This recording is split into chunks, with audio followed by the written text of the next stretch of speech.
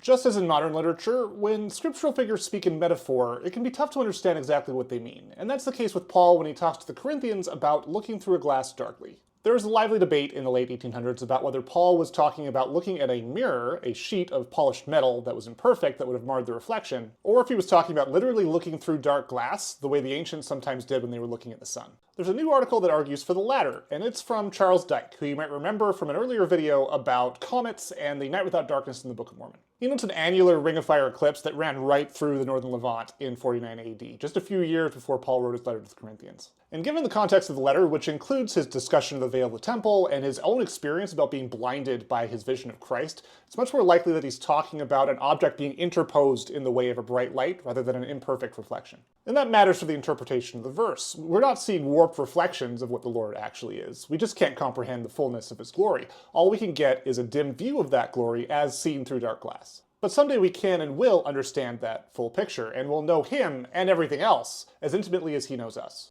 Check out the links in the description for other details about the eclipse, as well as other ancient references to revelation received through glass, and I will see you next week.